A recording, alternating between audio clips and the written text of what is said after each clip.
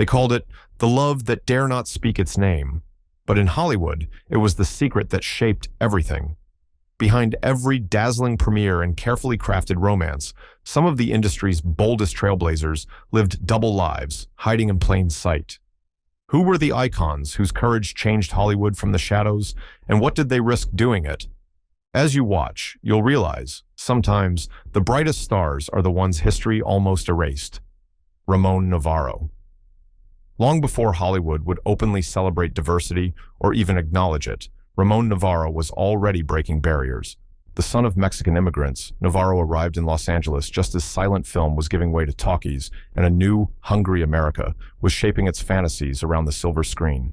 With his striking good looks, magnetic eyes, and natural elegance, Navaro quickly became MGM's answer to Rudolph Valentino. His iconic turn in the 1925 epic Ben-Hur cemented him as Hollywood's first major Latin leading man, catapulting him into a world of unimaginable fame and perilous secrecy. Yet, while fans swooned over Navaro's on-screen romances, his real love life was entirely hidden from public view. At a time when homosexuality wasn't just taboo, but outright dangerous, Navaro lived in constant fear of exposure. Studio executives were well aware of his sexuality. They worked tirelessly to shield him from scandal, orchestrating carefully managed public appearances, and even stage managing false affairs with famous starlets. In private, Navaro relied on a tight-knit circle of friends, secret lovers, and, as the years passed, the underground services of men like Scotty Bowers, who discreetly connected closeted stars throughout Hollywood. But the pressure took its toll. Raised Catholic, Navaro struggled deeply with shame, internal conflict, and the suffocating loneliness that came with having to hide his true self. He turned to alcohol for solace, a downward spiral that was only accelerated by the slow fading of his career as the studio system aged and new idols emerged. While he never married or had children, his home was often filled with visiting relatives, artists, and lost souls, people who, like Navaro, never quite fit the Hollywood ideal. Tragically, Navaro's life ended in violence, a shocking event that would become one of Hollywood's darkest scandals. In 1968, at the age of 69, he was brutally murdered by two men he had hired for companionship. The tabloids reveled in the lurid details, reducing Navaro's legacy to scandal rather than his pioneering accomplishments. But to those who knew the truth, Navaro was a quiet trailblazer, a man who carried the burden of his identity with dignity, whose presence on the screen gave hope, however unspoken, to countless others hiding in the shadows. Despite the silence that surrounded him in life and the sensationalism that followed his death, Navaro's courage changed the landscape for Latin and queer actors alike. He proved that you could be different and still be a star, if only for a fleeting moment, in a world built on dreams and deception. William Haynes. If Hollywood ever produced a star who dared to love more than he feared losing fame, it was William Haynes. Once the biggest box office draw at MGM in the late 1920s, Haynes was the classic American dream in motion, good-looking, quick-witted, and radiating a cheeky charisma that made audiences fall in love. Yet, behind the dashing on-screen persona, Haynes was living a life that defied every rule in the studio system's playbook. Long before coming out was even a phrase, Haynes was quietly, stubbornly open about his sexuality among friends and Hollywood insiders. He met Jimmy Shields in 1926, and the two men became inseparable, a partnership that even Haynes' studio couldn't ignore. Rumors buzzed, the tabloids circled, and yet Haynes refused to play along with the manufactured romances or sham marriages other actors endured. Louis B. Mayer, the fearsome head of MGM, finally gave him a brutal ultimatum: choose a wife for publicity's sake, or choose Jimmy and say goodbye to stardom. Haynes didn't hesitate. He chose love. Banished from leading roles overnight, Haynes' fall from grace should have been the end of his Hollywood story. Instead, it marked a remarkable rebirth. Drawing on the taste and charm that made him a star, he reinvented himself as an interior designer, quickly becoming the decorator of choice for Hollywood royalty. Joan Crawford, Carole Lombard, and countless other screen legends flocked to his studio, and Haynes, alongside Shields, built a new kind of empire, one where they made the rules. But the cost of honesty in those days was steep. Haynes and Shields were frequently targeted by homophobic attacks, at one point even being dragged from their home and beaten by members of the Ku Klux Klan. Still, the couple refused to hide. Their defiance became an open secret and a quiet source of inspiration within Hollywood's closeted circles. Their relationship endured for nearly 50 years, a rare, hard-won victory in a town built on illusion. William Haynes died in 1973, with Shields following only months later, unable, friends said, to live without him. Their home, their story, and their refusal to betray themselves left a legacy far greater than any screen role. Haynes's courage, decades ahead of its time, showed that a Hollywood icon didn't have to bow to fear or convention. Sometimes, the bravest thing you can do is to live your truth and let the rest of the world catch up. Mercedes Deacosta.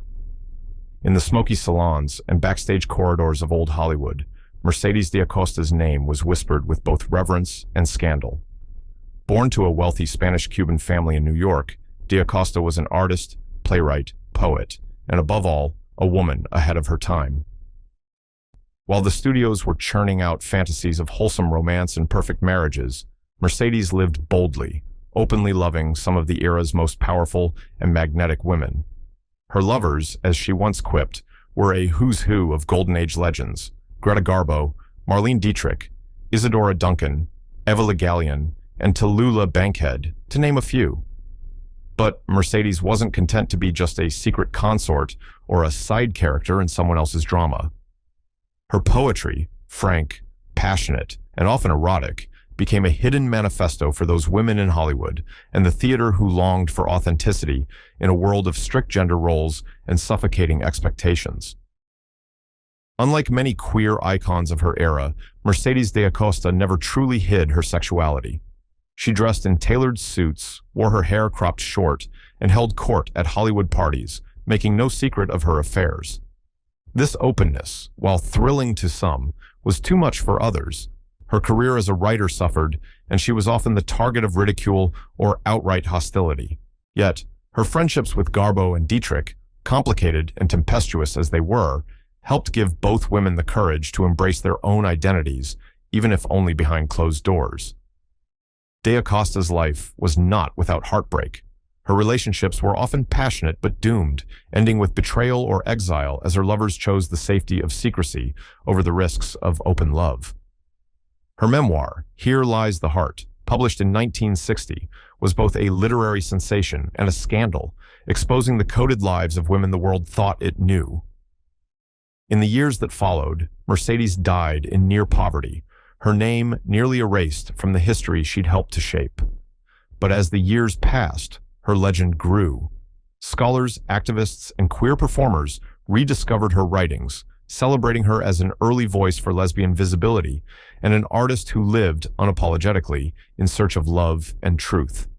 Mercedes Deacosta changed Hollywood not by playing the game, but by refusing to play at all, leaving behind a blueprint for boldness that still inspires to this day. Paty Kelly. Paty Kelly's story is the kind of legend Hollywood likes to forget. In an industry obsessed with image and conformity, Kelly was a brash, wisecracking original who never played by the rules, on screen or off. Bursting onto the scene in the 1930s, she became famous for her quick wit and comic timing, often cast as the sharp-tongued best friend or the housemaid with a comeback for every insult. But behind her slapstick persona was a woman blazing trails the town would rather pretend didn't exist. Unlike most of her peers, Paty Kelly made little effort to hide her sexuality. She openly lived with her girlfriends, attended public events with them, and made little secret of her preferences, even if the press tiptoed around the subject or reduced her relationships to close friendships. At a time when even rumors could kill a career, Kelly's honesty was quietly radical. She never ascended to A-list stardom, and perhaps never could have, but she worked steadily for decades, outlasting more proper contemporaries who sacrificed authenticity for approval. Kelly's outspokenness and refusal to conform made her both a beloved figure among Hollywood's LGBTQ+ community and a headache for studio bosses. She often lost roles or was sidelined for being too difficult, too brash, too out there. But she never wavered. In her later years, Kelly spoke candidly about the cost of honesty in an unforgiving era, remarking, "They can't scare me with the closet. I was born with the door wide open." Her resilience and sense of humor made her a source of strength for others navigating the same dangers. Beyond her own work, Paty Kelly's influence rippled through the decades. She became a touchstone for future generations of comedians and queer performers, proof that it was possible, however difficult, to live on your own terms. Even as Hollywood rewrote its own history and erased its rebels, those who looked closely could always find Paty Kelly's spirit in the wry, subversive humor of every outsider who dared to stand out.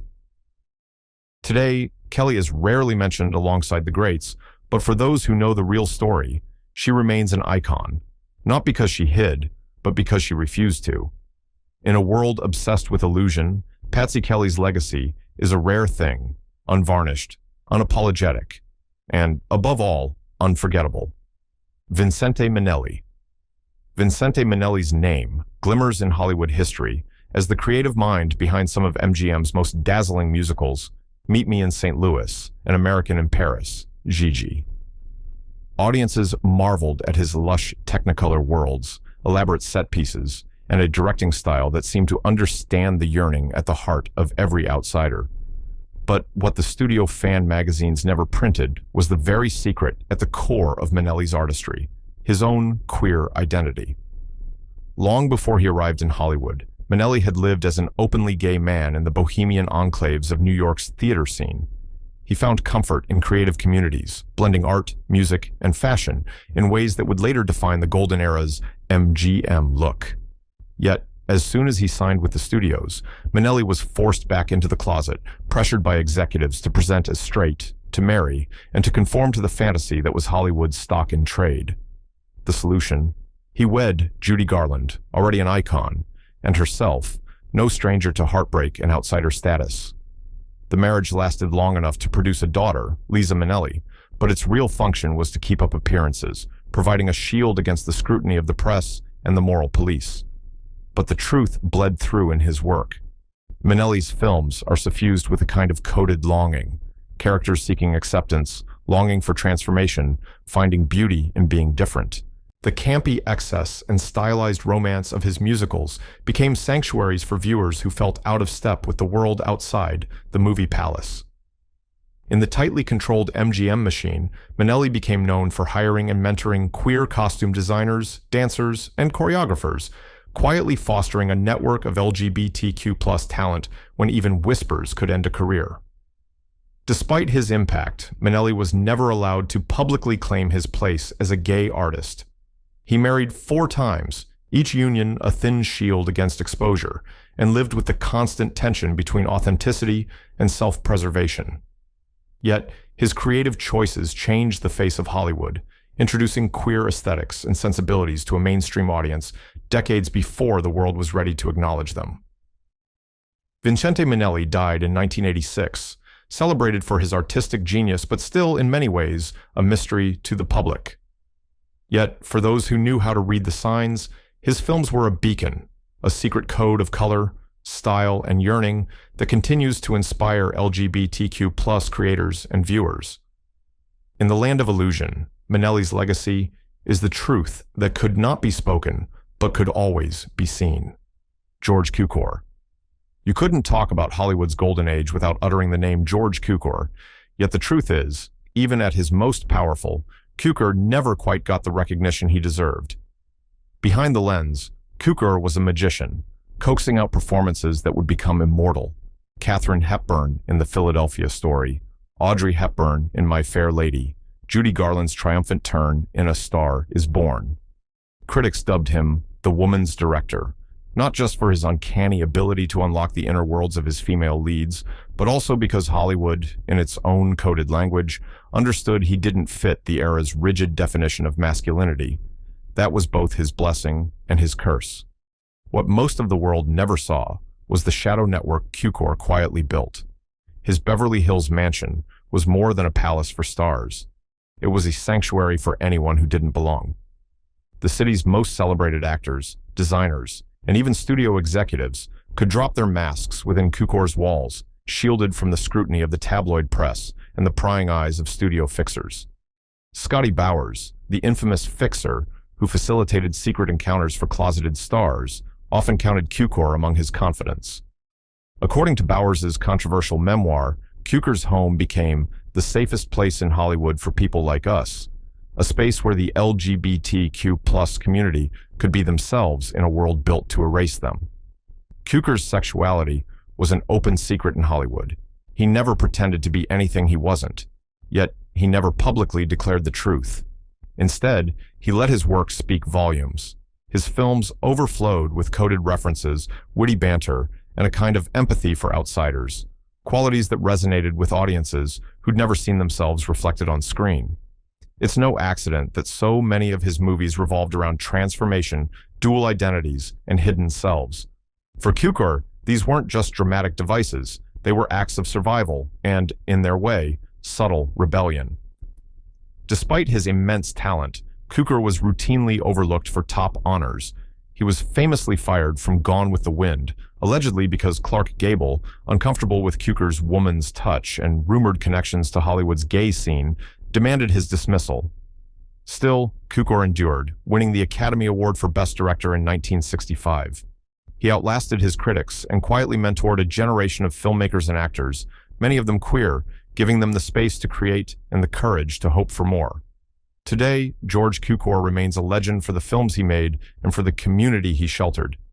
In an era where secrets could destroy lives, Cukor's greatest legacy may be the refuge he offered to Hollywood's outsiders and the subtle, shimmering way he changed the industry forever. Scotty Bowers. If Hollywood was built on secrets, then Scotty Bowers was the man who held the keys to the kingdom. Not a household name or an on-screen star, Bowers instead played a behind-the-scenes role so critical that his legacy has only grown as old Hollywood's myths have unraveled. Dubbed the Pimp to the Stars, Bowers operated a humble gas station on Hollywood Boulevard, one that quickly became the central node in a vast, clandestine network for the city's closeted LGBTQ+ elite. Bowers arrived in Los Angeles after World War II, a young ex-Marine looking for work and a new beginning. What started as pumping gas turned into discreet introductions. First a few lonely studio executives, then leading men and women who needed companionship, always with the utmost secrecy. By the late 1940s, his service station was the stuff of legend. He arranged encounters for the biggest names in Hollywood, actors, directors, designers, people who lived in constant fear of scandal and blackmail if their sexuality ever became public. According to Bowers's own explosive memoir, Full Service, his clients included everyone from Rock Hudson and Cary Grant to Katharine Hepburn and Spencer Tracy. While some dismissed his stories as too wild to be true, the sheer number of corroborating details and the openness with which he recounted them in his later years left even skeptics acknowledging his role.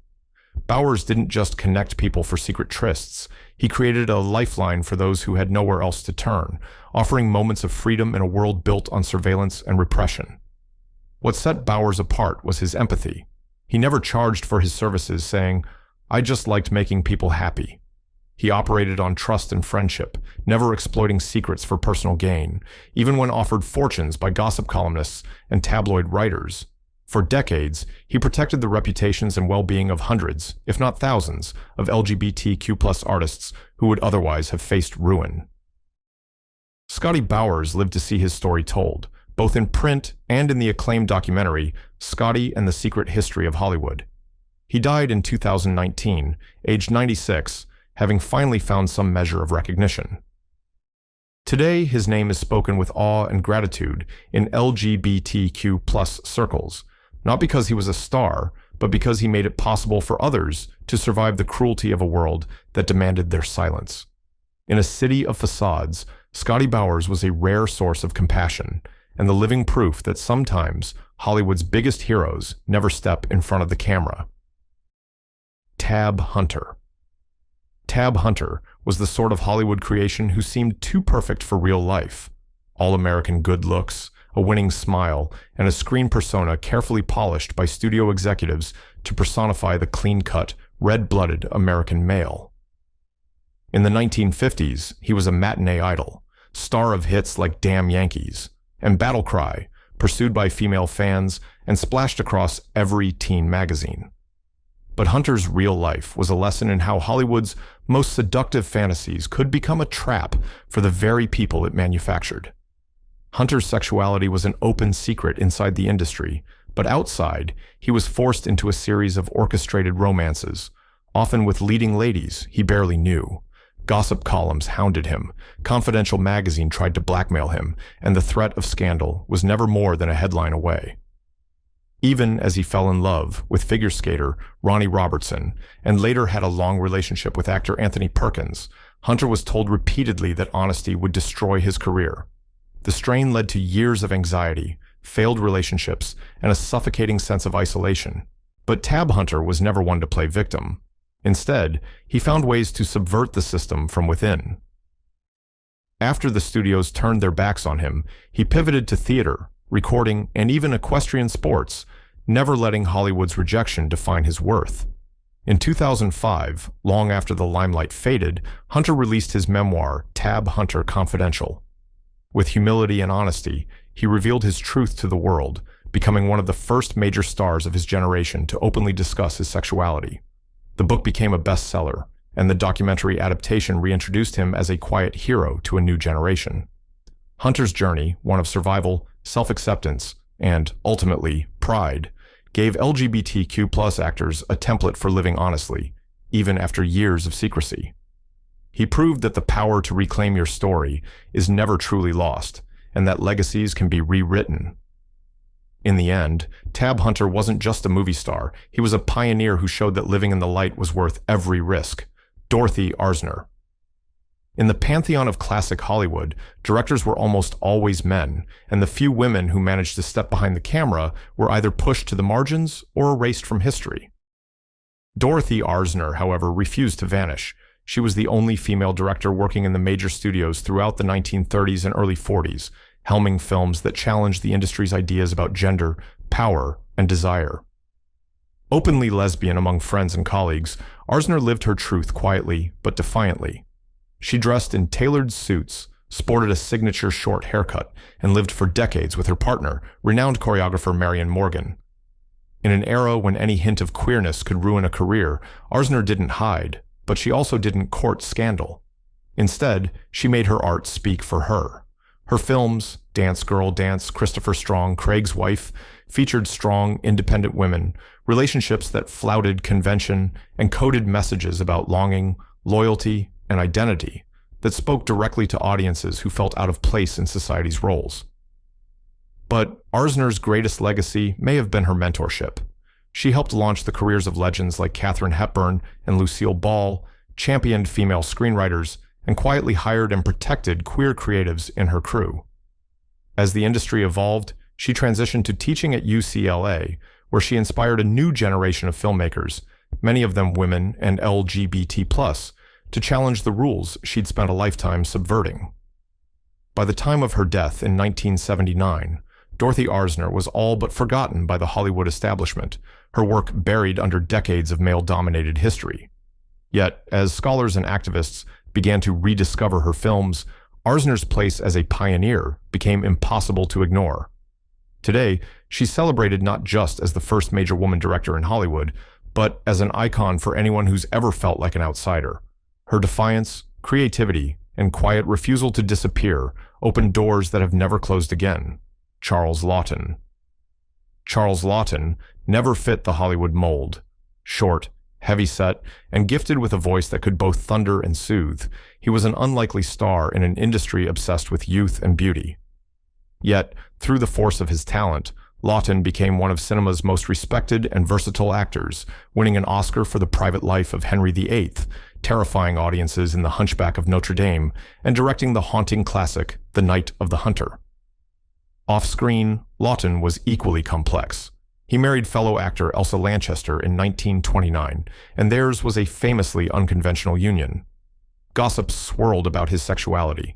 Many contemporaries knew he was gay, but Laughton never confirmed or denied the rumors publicly. Elsa herself would later reveal that their marriage was one of deep friendship and creative partnership rather than romance. Instead of hiding, Laughton built a life that accommodated both love and secrecy, supporting other queer artists, maintaining long-term relationships with men, and mentoring talent who struggled to find acceptance. Within Hollywood's queer circles, Lawton was a beloved figure, known for his generosity, his wit, and his refusal to play by the rules. He risked his career by championing controversial scripts, hiring marginalized artists, and refusing to let his own outsider status define his work. Through his performances, he gave voice to characters who lived on society's edges, bringing empathy and dignity to the misunderstood and maligned. When Lawton died in 1962, the tributes poured in for his genius, but few acknowledged the quiet courage that defined his private life.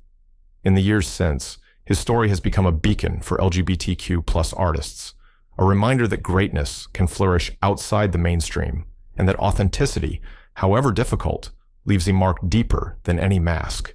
Charles Lawton changed Hollywood by refusing to change himself, and in so doing, he made the screen a little bigger for all who followed, a la Nazimova.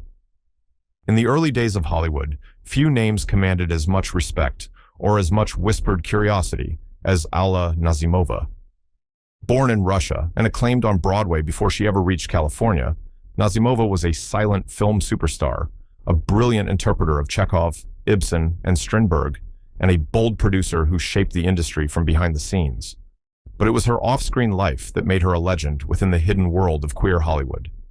Nazimova was openly bisexual within her trusted circle at a time when such honesty was almost unthinkable.